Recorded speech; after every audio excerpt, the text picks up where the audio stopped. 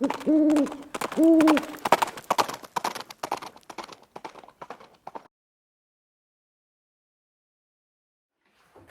guys, it's Viejo here, and we are in the last few days of July here in 2024.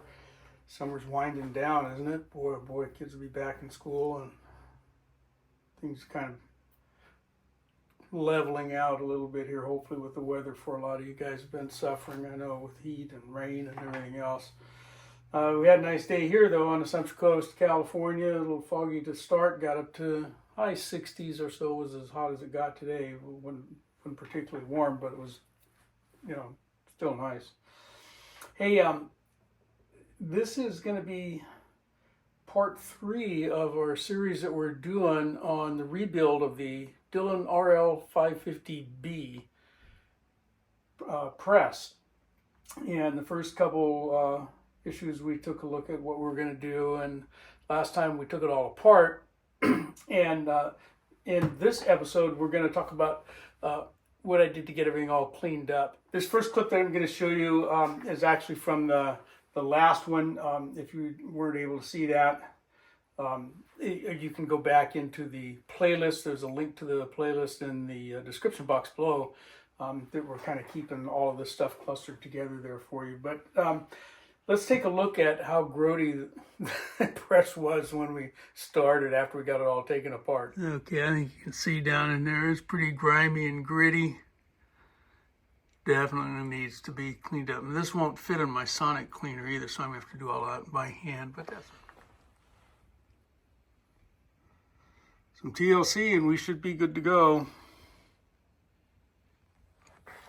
So here's all our parts then. We got the press body, we got the linkage arms, we got the bottom toggle there. There's all our linkage bolts, and we got the shell plate platform and its associated parts, and the shell plate and its associated parts all bagged up so we don't lose any of that stuff. There's that funky primer catcher. All right, let the cleaning begin. All right, so we had our work cut out for us there.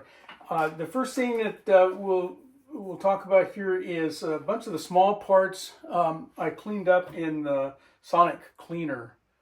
All right, this one was made by Lyman. I think it's the same unit that Harbor Freight actually sold for a while. I don't know if they still do or not. It's not real big, but I was able to get the link arms and the bottom carrier down there and a bunch of the other small parts in there. And I just put that in there, that stuff in there with some simple green. So let's go take a look at that. The parts that are small enough to fit in my little small Lyman sonic cleaner are in there with some simple green and distilled water. So we'll get this cycling and see how it does.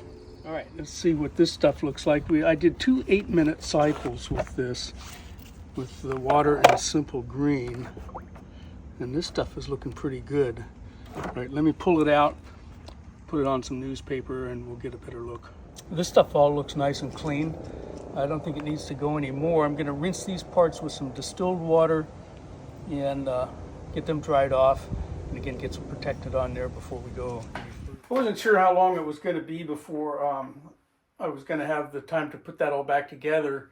And I didn't want to take a chance of any of the smaller parts rusting. A lot of the stuff, cast and aluminum parts, not going to bother the powder coated stuff. But when I said I wiped it down with a little protect, and I keep a ballastol rag here at the bench, and I just gave it a quick wipe, and knowing that I could wipe most of that off with just a paper towel if I needed to later. But we didn't have any rust problems in the interim between the time that I cleaned it up and reassembled. So I did that in a couple of different spots here in the video. Okay, then the next piece then was getting the press body cleaned up, and it was greasy and grimy on the outside, and the ram itself and the channel that it runs up and down in the cylinder there was in pretty grimy condition, and so that all needed to be cleaned up.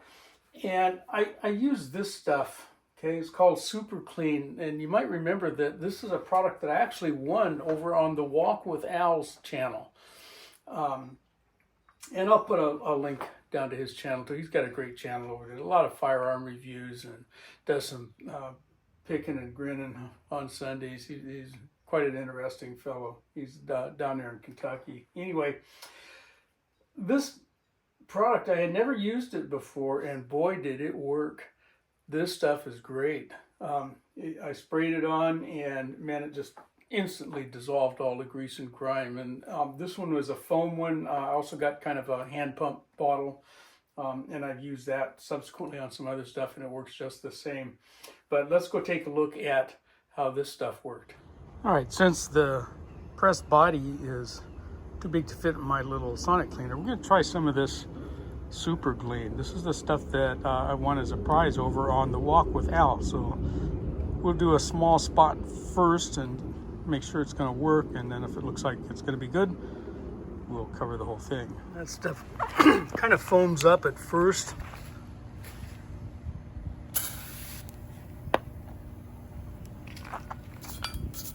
Ooh, looks like it's going to work well. All right. Sorry about that. Yeah, it's degreasing pretty well. Let's go ahead and give me a minute to really get in here and get after this, and I'll come back. This stuff is doing a pretty good job so far. I've given it one wash and a rinse, getting down into these little kind of tight spots with a Q-tip, and get as much of this done up. But you'll see when I get this all rinsed off, it's done a pretty good job of restoring this back to its original color. Quite impressed, actually, and it didn't take long. About down in there.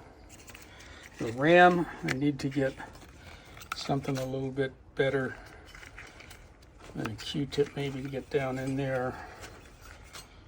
Yeah, see, we're still dirty in there. Okay, let me work on these spots. I need to get into these guys a little bit better, and we'll come back here again in a minute. That stuff got this thing pretty clean. I did rinse it off and took it into the kitchen sink and took some detergent to it to get whatever residual off there. I'm gonna let this dry in the sun. It's not gonna be perfect, but it's looking pretty good.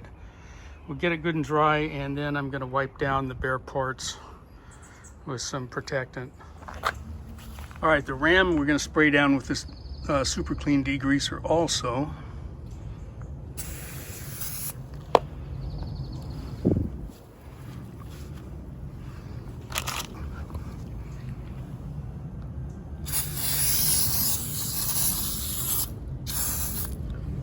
And let it sit there and work its magic for a few minutes.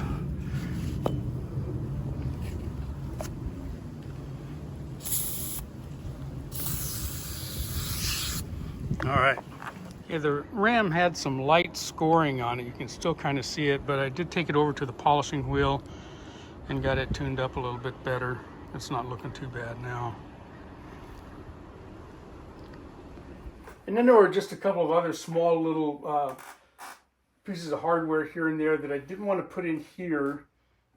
The basket that's in there, some of those little smaller pieces would have just fallen right through. So I just used some one-shot gun cleaner and lube to clean those things up. A couple of these smaller bits that were just too tiny to go into the basket in the sonic cleaner. So we're just gonna use some gun cleaner and lube on those. Okay, one of these acid brushes and clean those up. Just kind of like this, we'll just squirt a little bit on there.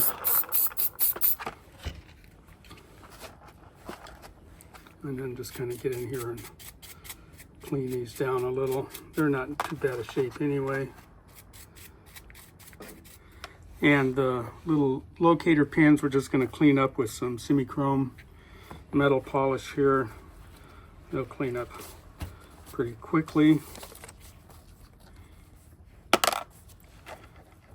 A dab of that on there and just kind of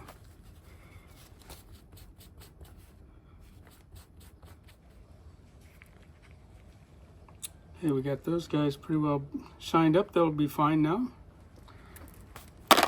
On the shell plate platform, this was originally kind of blued, and not much of that has survived the cleaning process. I could probably cold glue this, but I think that I'm just gonna oil it and let it go at that. It should be fine. It's good and clean though. Kind of the same deal with this number 5 shell plate. It was in pretty sad shape to start with, had some corrosion on it. It did get clean, but I think I'm going to polish it out a little bit and just keep it lubricated, you know, a nice light coat, something that won't get involved with the primers or anything. They're not real expensive replacement part anyway. And so that shell plate, that was a number 5 shell plate, and the buttons are number 3, so that's a 9mm or 38 Super setup, and I've already got all of that, so I'm just going to oil this guy up and put it in the baggie and put it away. I don't think I'm ever going to need it, but maybe somebody else can use it. It's got some, you know, it's not exactly smooth here on the back. I don't know if you can see some of the corrosion marks sort of left over. It's not in real good shape. All right, there you go. Not much involved really in cleaning it up. A couple products there helped out a lot. What we'll do next time is go ahead and put it all back together and get it lubed up properly. And I think I was going to do it in a separate piece about some of the upgrades that I did, but I think we'll just put that all together. It's not much involved in putting it back together. We'll see how that goes. I may still end up doing 2 pieces on that. But for now, from the Viejo bench, that's all she wrote.